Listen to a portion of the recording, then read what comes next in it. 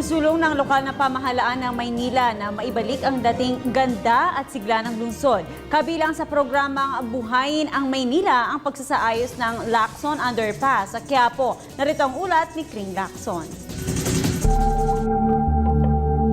Ang distrito ng Quiapo ay kilala sa bansag na The Old Downtown of Manila.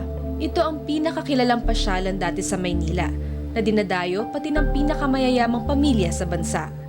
Ang Quiapo ang naging sentro ng moda at ng obra at ang pinupuntahan ng mga nagnanais mag-aral sa mga kilalang paaralan. Bagamat dumaan sa maraming suliranin ang lungsod, patuloy pa rin sinisikap ng mga otoridad na mapanatili ang maganda na imahe nito.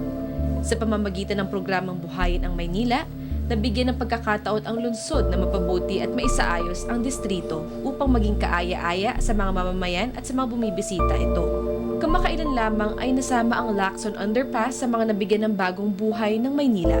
Dati kilala ito bilang tambayan ng mga masasamang loob, kaya naman isinara ito ng ilang buwan para kumpunihin.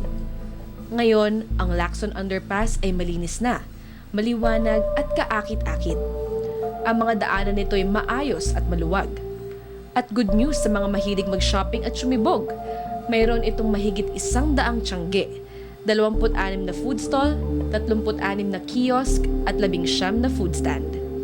Bagamat marami pang kailangang gawin, unti-unti nang nakikita ng mga Manileño ang pagbabago at pag-unlad ng lungsod ng Maynila. Nakikita na natin na isang meka ang Quiapo, kung saan nag-uugnay ang tradisyon at modernisasyon, at kung saan nagsasama-sama ang iba't ibang kultura, relihiyon at paniniwala. Para sa Telebisyon ng Bayan, ako si Kring Lacson at ito ang ASEAN Corner.